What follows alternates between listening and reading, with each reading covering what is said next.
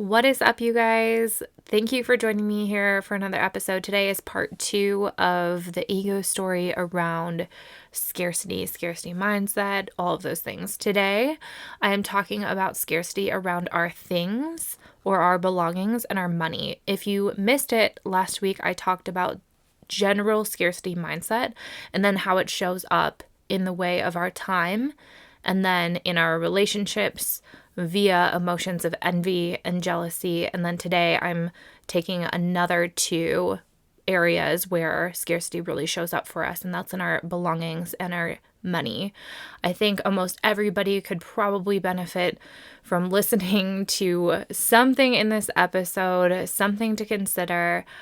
I made this episode a standalone episode, so you don't need to listen to last week's episode in order to gain the knowledge from it. However, I do recommend listening to last week's episode because there are so many good things in it. As a disclaimer, I am not a financial expert. I know we are talking about money. I talk about the energetics of money. I talk about our mindset around money. I am not a financial expert. Do not take my financial advice as law. Of course, take what applies to you and leave the rest. But there are so many good places to get financial advice if you are in the market. I'm just letting you know that that's not really my world. My world is energetics. I'm just applying it to money. Okay, you guys, I really hope you enjoy this episode.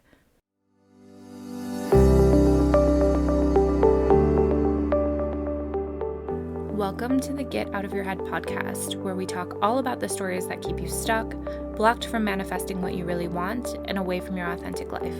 I am your host, Sarah, from Spirit, Mind, Body.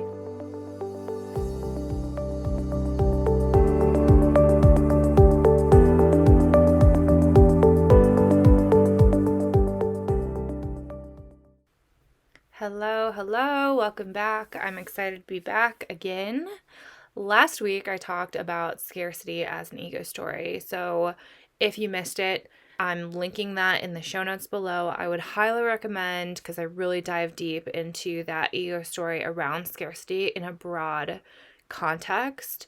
So this episode is a bonus to last week. It's to kind of piggyback off of last week, right?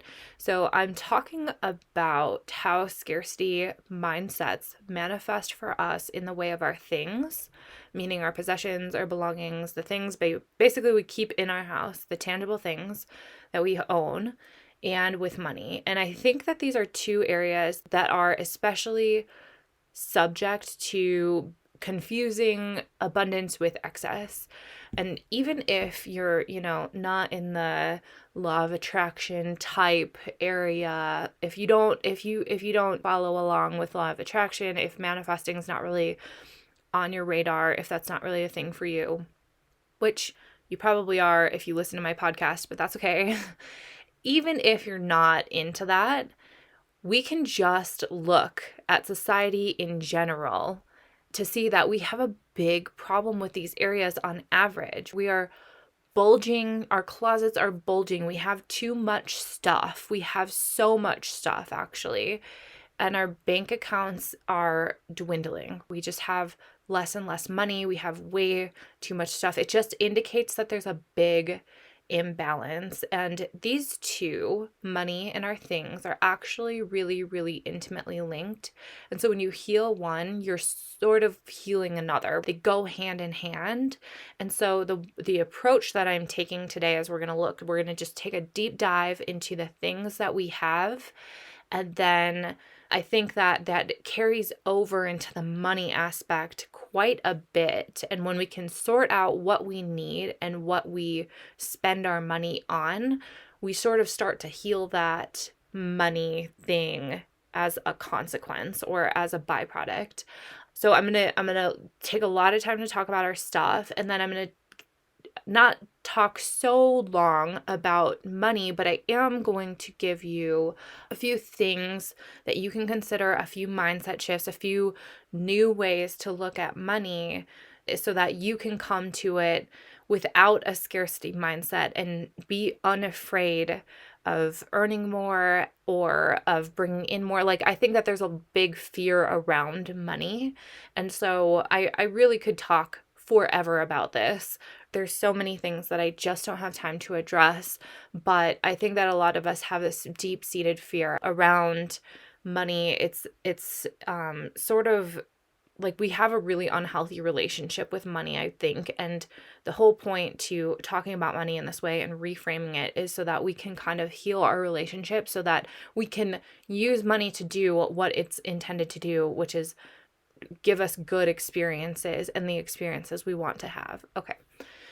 So last week, if you missed it, I'm just going to give you a really brief recap if you don't have time to go look at it, but maybe I can also rephrase some things here. So last week, if you missed it, the ego is always going to tell you basically that you don't have enough and that you need more. This ego story is all about I don't have what I need.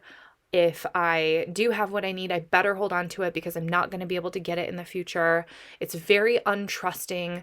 You sort of take matters into your own hands because your ego is also telling you that there's nobody looking out for you except for you, and that you can't rely on anybody else except yourself. And so sometimes when we try to break the scarcity mindset and we don't actually break it, we just position ourselves on the other side of scarcity, which is actually excess. And when we live in excess or sort of denial that scarcity exists or applies to us in our lives, we really become quite wasteful. We accumulate way too much, we spend way too much, and we're really not intentional about the things that matter most. And when we're not intentional, what we end up doing is living a life by default instead of a life by design. So the way to break out of this cycle, the way to break free from this mindset is, first off, recognizing what is actually finite. There are certain things that are limited. We cannot deny that. There's 24 hours in a day. If you only bring in $5, you only have $5 to spend. We can't deny that there's a limit to certain things in our lives. And by the way, to deny that and to be like, oh no, we're so abundant, that's just living in denial. That's another ego story. And you could go listen to that episode too if you want. But the better way to do that is recognizing what is finite, and then to break away or to heal our relationship with scarcity by aligning with true abundance. And that comes with letting go, having faith, and healing, what stories you've told yourself around the finite things and kind of differentiating those two. It's not a cut and dry process. Really, this goes back and forth, and we always are analyzing this in so many different ways, looking at it from different ways. And the healing comes with asking the questions and where we think we're so limited and maybe we're so not. That's the process. It's not so separate. And so when we recognize what is finite, and I actually do encourage you to create more scarcity in your life because it challenges you to prioritize what's important. So for instance, if I recognize that I only have so much space in my closet, what I'm going to recommend is that not that you only use that space, but that you actually use less space than is given to you, because that pushes you to figure out what is important to you. And then that's what I said, you can start living your life very intentionally and by design rather than default. You figure out what that priority is, what is the most important thing, and then what is the second most important thing. The problem is that most of us live in this space where we think that everything's important, right? If everything's important, nothing's important. If I have 100 priorities, nothing is a priority and nothing will get done. If I have 100 favorite shirts, I can't have 100 favorite shirts. You only get to have one. And so that process of really, really limiting yourself, intentionally creating more scarcity or more scarce type situations, pushes you to figure out what is important for you. So last time I talked all about how scarcity shows up in our relationships and with our time. And this week I'm talking about our things and our money. So let's just roll right into this. So first off, with our things, I have a lot to say. just brace yourself. But with our things, we hold on to things just in case. We hoard, we collect, we buy, we accumulate. Look at your closet. how many things do you have that you actually wear on a regular basis? There's this 80-20 principle. We wear 20% of our clothes 80% of the time. And same with everything in our lives. Look at your kitchen. Do you have gadgets that you bought to make a meal and then you've never used it again? Look at the things that you have in your house. Do you have a mental map of where everything is? Do you ever go through a drawer and then you're so surprised to find something in there like, oh, I was wondering where that went? I mean, that used to happen to me all the time. How about sentimental items? When I think about sentimental items, I always have this flashback to this time where I left the house for college and my parents handed me this folder of all my schoolwork that I did growing up. And most of the things I didn't even remember creating, and there was like no story to go along with it. And so most of the things in there were really meaningless. And that's the 80-20 principle. 20% of those things I actually did remember. And there was a story, and that was really cool. But the thing is that, like I said, when everything is important, nothing's important. How many of us, if we're parents, we are so afraid to throw away our kids' artwork or something like that? And the thing is that if we're holding on to it, well, then if we never define what's important, then everything becomes meaningless instead of we really want to highlight those really important things. And I kind of feel like I just threw my parents under the rug. I feel like I just had to say this. My mom's one of the most thoughtful people in the entire world. It wasn't thoughtless that she put together my folder like this. It did have really good intention, and I think she was actually discretionary. I just remember getting it and being overwhelmed with all of this stuff in it. I just remember being like, wow, there's a lot of stuff in here. And I think she had a good reason for it, but like all those reasons didn't exactly land for me every single one of the times with all the things in there. Okay. Anyway, this happens when we're not discretionary with our things. So let's just break this down. You want clothes so that you have options, but when you have options, it becomes overwhelming and paralyzing, right? Cue you walking into your closet or standing before your closet or opening your drawers and being like, I have nothing to wear. Equally, you want kitchen gadgets so that you can cook and spend time in the kitchen and make all these great meals. But when your kitchen's too cluttered and the things take too much work to clean, you won't want to spend time in your kitchen, much less cooking, and so you just end up ordering out instead. It defeats the entire purpose. You buy things so that they can enhance your life, so that your life can be a little bit more convenient. But when you have too many of these convenience items, these things are going to get lost or misplaced, and then we spend our time looking for things that we didn't even know what we did with. And I shared this on an Instagram story, but it is the same thing with toys, and it can especially be seen with kids. So kids get actually really overwhelmed by too many options really, really easily.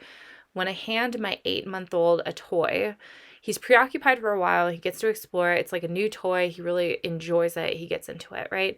If I hand him 4 toys, he sort of becomes overwhelmed and he loses interest in all the toys and he doesn't want to look at any of them. I've noticed that lately. I hand him 4 toys instinctively because I'm like, don't you want options?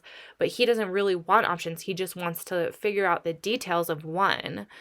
And so we tend to think that more options is better, but it's really not the case. More options generally leads to overwhelm and burnout, and we get away from our original intention. By the way, if you have young kids, I'd really recommend rotating through your toys, not keeping out all toys at the same time. I'd recommend cleaning out their play area, being really mindful and intentional about what you do with your toys or the activities that they play with or that are available to them. And if you feel like you're limiting their options, then maybe enlist your child's help and ask them, what toys do you want to have out now? We're going to put away the rest of the toys for a little bit, and then we're going to rotate them through in a month or two, or whatever works for you. And there's a whole book called Simplicity Parenting, which actually explains how kids do so much better with less. Anyway, I digress. Back to our stuff. So if dealing with less is better for us, then why don't we get rid of some of our stuff? And I really think that it's because most of us just don't see a good reason to. We fall into this mindset of, oh, I have the space, or I have to fill up my space. And we get really uncomfortable with empty spaces. We don't like seeing empty drawers. We don't like seeing empty closets. And then we'll come up with an excuse. Like if we actually get down to it, we come up with excuses like, well, what if I need it one day? And then we feel guilty for spending so much money on something that we never actually use. And we keep it because it was expensive back in the day. We keep our backups to our backups to our backups just in case. And can you see the scarcity story that's just laced through all of these reasons? I have to fill my space. I can't get rid of it just in case. What if? At the real core of all of this is a belief that if I get rid of it, it's not going to come back to me, or I might not have the means to get it again. And it's true scarcity mindset at its worst. And so to overcome that scarcity mindset around our stuff, I think we really have to come back to what is the purpose of this, and is it still fulfilling its purpose? That's like the really good question that we can just keep asking ourselves over and over and over again. Why did I get this? And is it still providing that for me? Am I still getting that out of that? And that really helps free us from the scarcity mindset. It gets rid of the guilt of having purchased something and then feeling guilty because we didn't get our money's worth out of it. Or it gets rid of that maybe shame story that we have around admitting that we made an impulse purchase or that we made a mistake when we purchased that. So when I buy something, and this has probably been a really recent thing for me, but I sort of look at it now as more of a transient thing. I buy something not to hold on to it forever. I look at it as like I'm paying for this, but I'm also renting it. And when I'm done with it, I'm going to be okay giving it to somebody else who could get better use out of it than I am. And so when we ask that question, is this still serving its intended purpose? It really frees us from that, guilt or from that scarcity.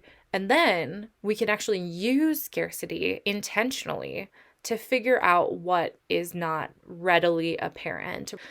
We can look at our closets. I come back to clothes a lot because I think it's a thing that we can all identify with, but we can look at our closets and look at our clothes, and sometimes it's not really apparent to us which clothes are working and which are not, and it's very overwhelming, especially if we have hundreds of pieces of clothes. And so sometimes it can be very difficult to answer that question. Is this item of clothing, is this shirt still serving its intended purpose? And that can be kind of a gray area. And so what we can do is just create a scarcity situation around that entire thing, meaning I'm going to only have 30 pieces of clothes. And if that's too extreme for you, 40, 50, 60, whatever it is, I'm only going to have this many clothes. And from there, I get to decide which ones are working, which ones are not. That can really help us set our priorities. So let's come back to our question of what is finite, and then how can we redefine our relationship with it. I have 4 things to consider here. First thing, the space that you live in or that you can comfortably store things is finite. Our houses can only hold so much stuff. We all know that feeling of trying to sift through an overstuffed closet or a drawer, or opening a cabinet and having things fly out at us. And why is it that it's never on a good day when you're like well rested and you've got a good workout in and you meditated and you feel great, and then stuff flies out? Like, it's always on the worst day possible, where you got into an argument with a spouse and you have something big coming up at work and the kids are crying, or you know what I mean, where you're just like in that stress state. That's when all this stuff flies out at you. It's never at an opportune time. It just adds to your stress. And on that topic of stress, I really think that we underestimate the amount of low-level chronic stress that our stuff can bring to our lives. And I talk about stress a lot on this podcast because stress keeps you from your authentic life. When you're stressed, you're anti-creativity. You have a hard time seeing a different way. You have a hard time seeing a different perspective. And so the whole point is really to addressing ego stories and all that.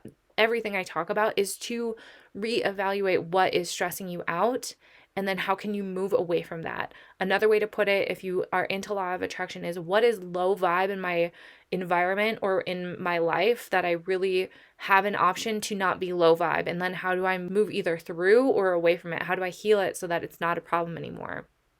Okay, but all that to say that we really underestimate the amount of chronic low-level stress having too much stuff brings into our lives.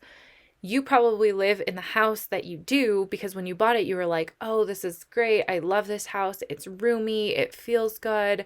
It makes me feel comforted when I come home. You envision this place being your sanctuary. And this is where we need to come back to this question. Is it still fulfilling its purpose? And if the space you live in, is the space you live in still your sanctuary? Maybe you could say, well, I just need to upgrade my space because now I have too much stuff and I need to have a bigger house. And, that might be true, especially in some circumstances. If you add members to your family or, as you grow, we do need more space for some of our stuff. But here's the question where you have to really sit down with yourself and be honest with yourself is if you found a new place, would you find a way to fill that too? When is the cutoff point? Where is the point where we say, okay, this is a life in excess and this is not really working for me? We have to really reevaluate what we're doing with our space and seeing if we can make do with what we have instead of constantly looking for that next thing to fix it or that external fix. So here's my piece of advice. You don't have to fill every empty space. In fact, I'd recommend keeping 20% or more of your spaces empty. Keep 20% of your drawers empty. Keep 20% of your closet empty.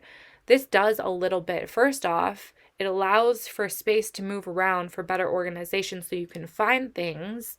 We all know that feeling of going shopping at TJ Maxx and what happens when all that whole rack is just jam-packed full of clothes. You can't even separate it. We don't need to fill every space. It's really nice to have empty space. Let's just get comfortable with that. You don't have to fill it.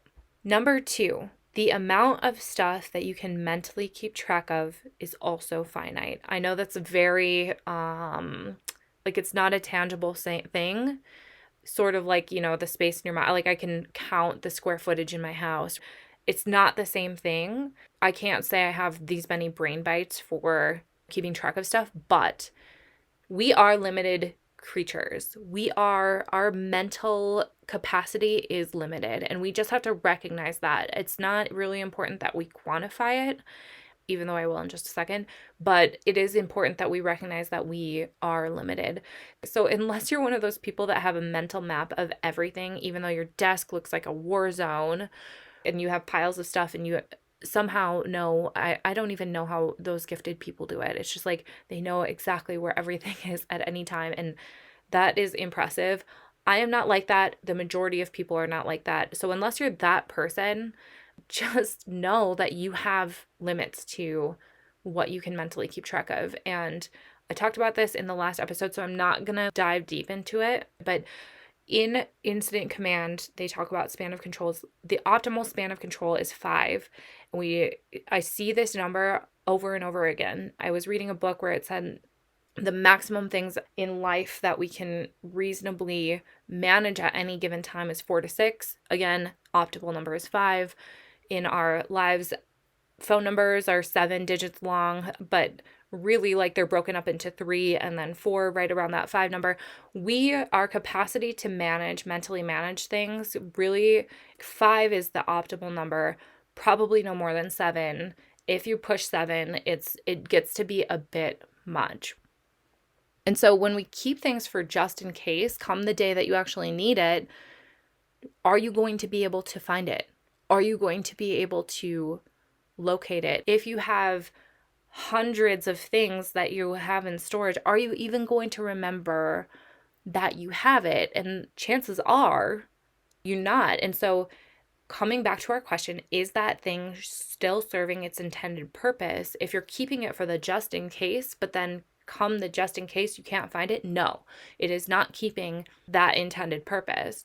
And come the day that you do need it, if you go into your storage and you find it, is it something that you're going to want to use, or are you going to want to just use something new anyway? Are you just going to want to buy a new thing anyway? I mean, in the day of Amazon Prime, where things show up in a day to your house and you can get anything in the entire world on Amazon Prime.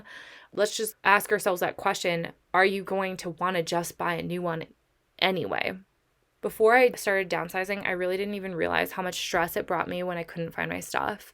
When I couldn't find a pair of shoes, I would be ready to walk out the door and I'd find myself with my coat on, with my backpack on, just like sweating while I'm tearing apart a closet trying to find my shoes. And all of that low level stress just stacks up and stacks up and stacks up. When you know what you have, everything has a place and you can mentally keep track of it. I don't lose things anymore because I only allow myself to have 4 pairs of shoes. I don't lose them because it's only 4 to keep track of. I know exactly what I did with it. When we have extra things, we try to ease the psychological burden of that possibility that we could need something in the future and not have it. But when we have so much stuff, it actually adds that psychological burden back onto us. And so again, we have to ask ourselves, is it serving the intended purpose? And the answer is probably no. If you're trying to figure out where do I start, with my clothes, before I started downsizing, I was like, it's really overwhelming to go through hundreds of items of clothing. Just start with 5 to 7, 5, no more than 7. Start paring down your stuff. I'm only allowed to have 5 to 7 of each category. 5 t-shirts, 5 leggings, 5 pairs of pants, whatever it is for you that you need to apply that rule to. Really, like, that was my gateway. That was my ability to part with the things without being daunted by the drastic transition of having almost nothing. That's a huge shift that we would have to make, and it's almost shocking. So that's a good transition. 5 to 7 is a really good rule, and you can apply it to everything. You can apply it to the meals that you have or the types of food that you have in your refrigerator. You can apply it to the amount of kitchen gadgets you have. You can apply that to the amount of things you're doing. 5 to 7 works everywhere. So the next thing that is also finite that applies to our things is the amount of money you spent on something. Yes, you spent a certain amount of money, and no, you cannot recoup that money if you decide you don't want it anymore, unless it's within, of course, the 30-day window and you can return it, and then, that really doesn't apply. That's not what I'm talking about. Sometimes I think we have a hard time letting things go because we spent so much money on it, and then we tend to think that it's money lost if we didn't get good enough use out of it, or if we didn't really get our money's worth. And so then we hold on to things when we're waiting to get good use out of it. But the truth is, if we're not using something, it's just taking up space and more mental energy, which also comes with a feeling of guilt or feeling obligated to use it.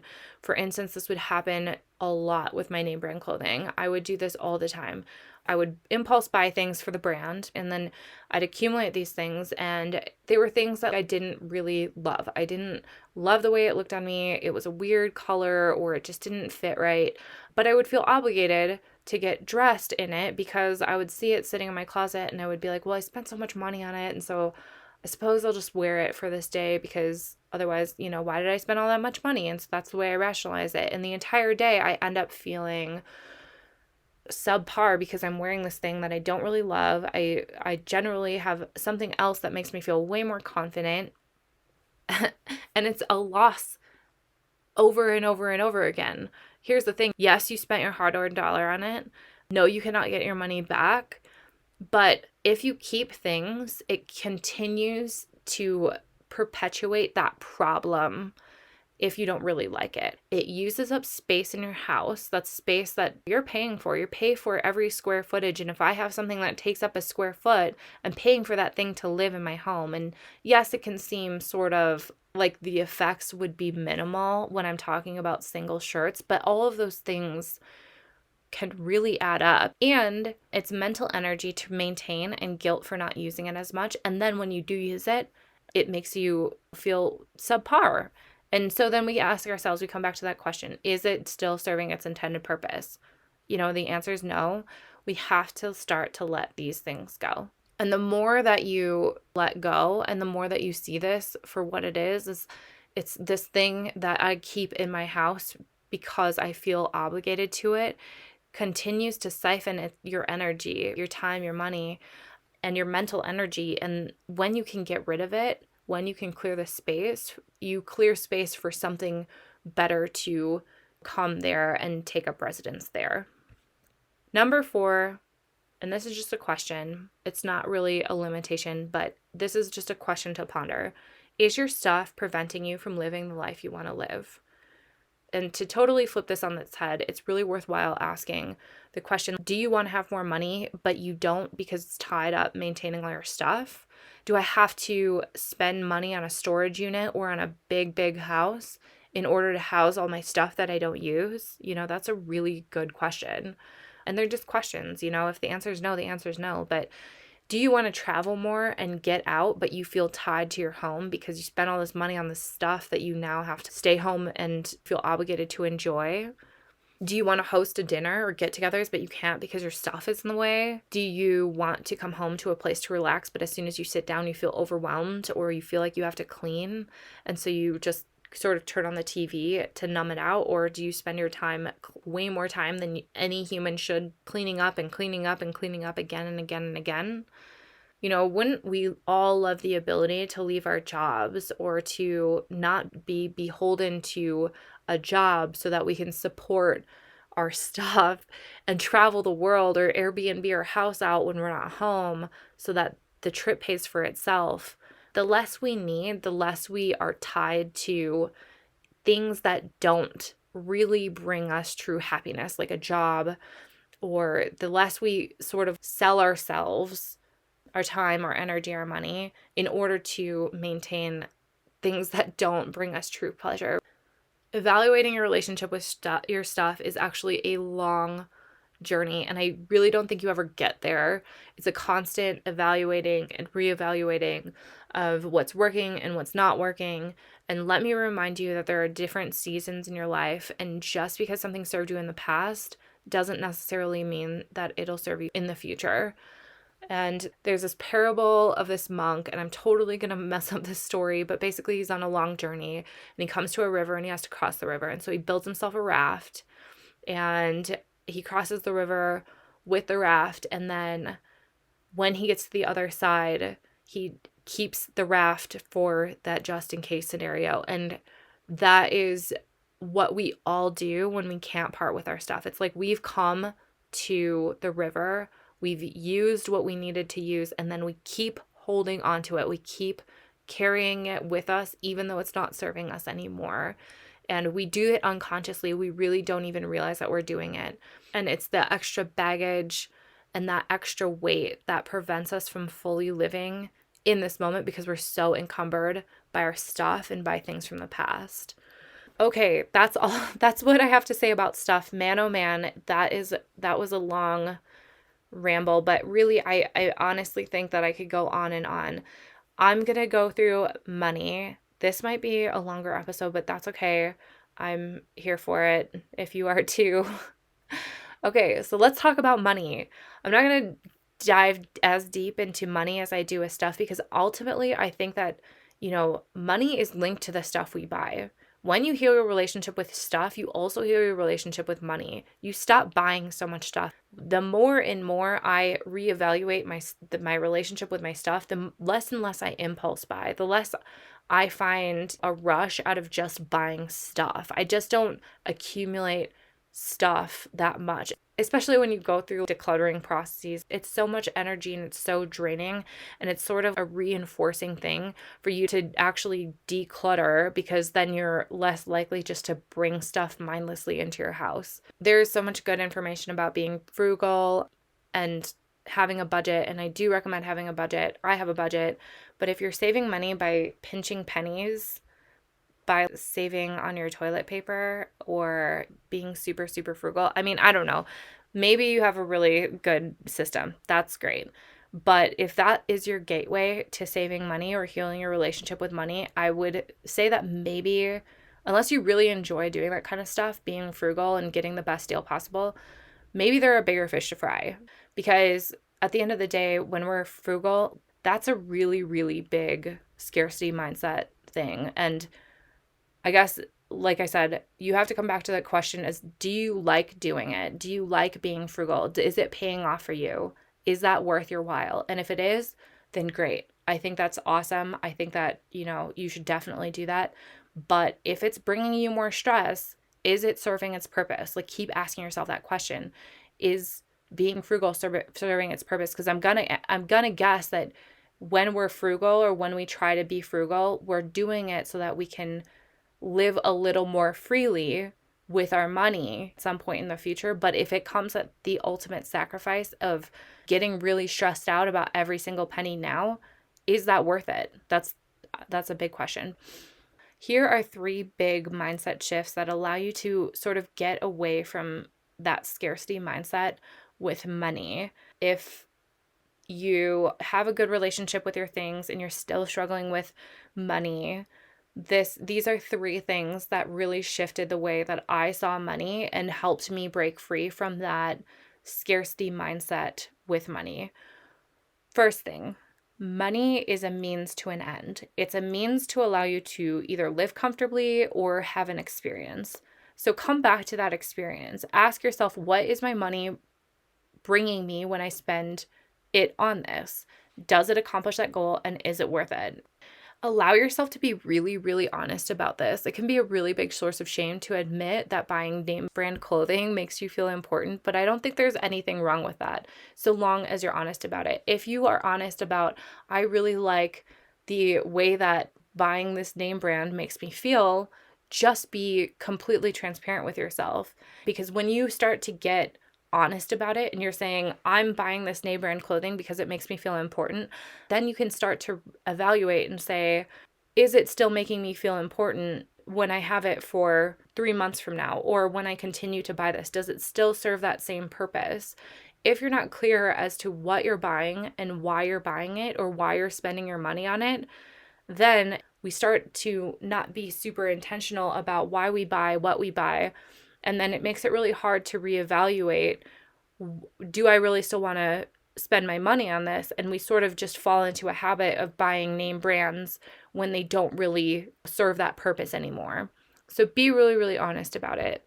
And if it's a source of shame for you, maybe then you can heal that. Maybe then you can do some shadow work and do some work around that to figure out, why is that shameful for me? Why don't I want to admit that buying this thing brings me a rush? Why don't I want to admit that I have a problem where I have an addiction with buying stuff? Why don't I want to admit that buying this is a substitute for genuine connection? And then once you define that, you can really ask yourself, can I accomplish the same thing without spending as much? If I really love the rush of buying something new, can I just buy 1 new thing instead of 7 new things? Or could I accomplish the same goal maybe by browsing instead of buying something or having it in my possession? Or could I get that same goal by renting? There's a lot of different ways to do this. But I think that, again, money is a means to an end. You need to be intentional and honest about what sort of experience are you buying by spending your money? What sort of experience are you hoping to have by spending your money? Is it ease? Is it comfort? Or is it feeling important? Is it feeling a certain way? Is it to cover up something else? Is it to cover up shame? Is it to cover up an experience that you'd rather not have? Be honest with that, because that is what will get you to the root of it.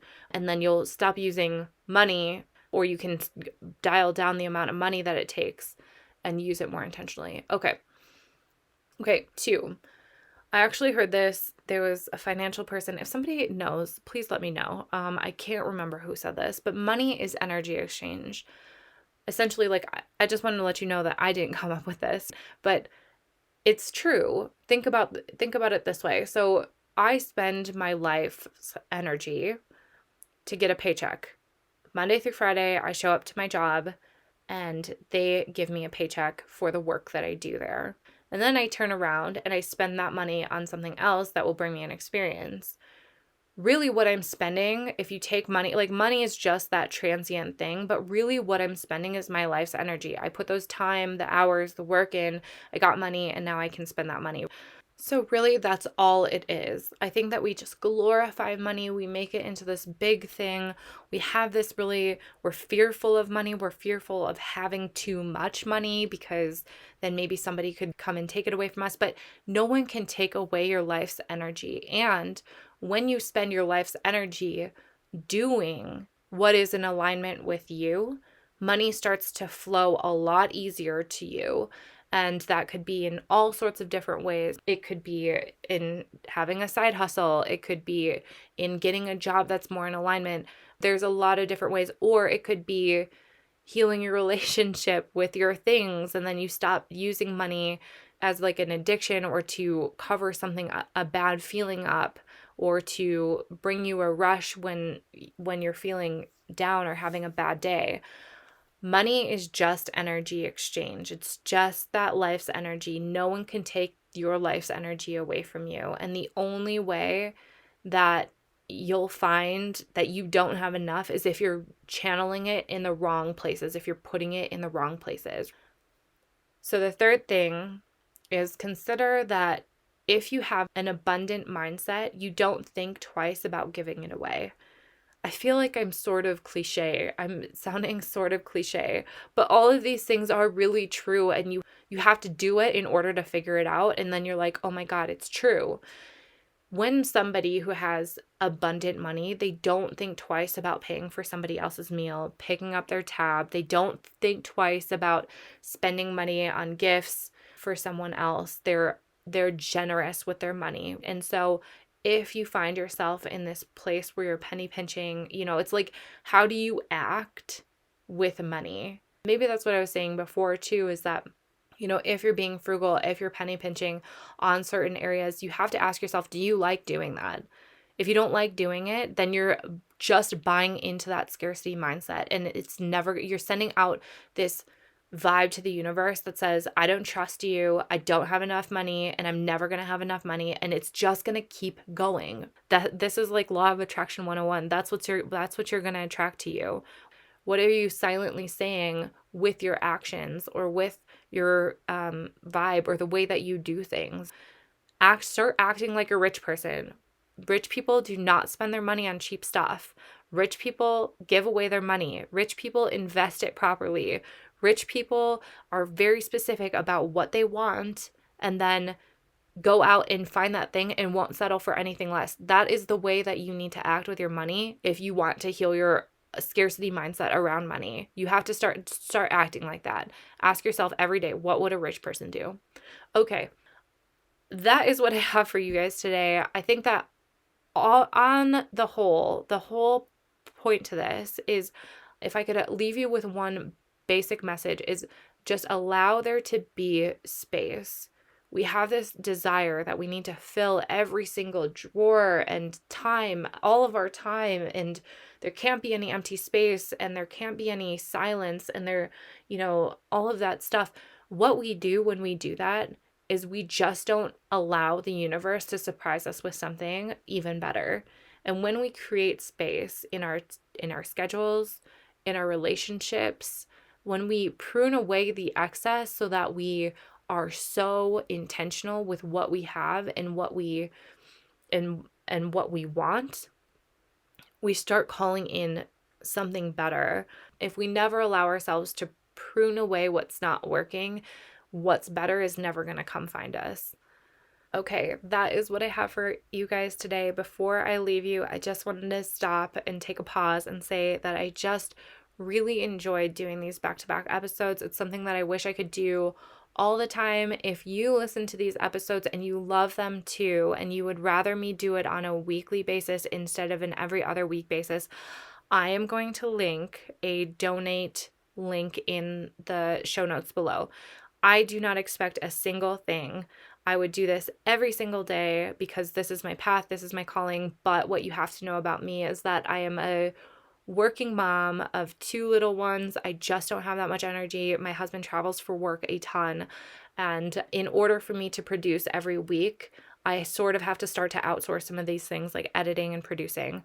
And your donations help me immensely to cover the costs of outsourcing those things. So again, I never expect anything. I appreciate you for anything and everything that you donate. If you feel called, I see you, I honor you. Thank you from the bottom of my heart.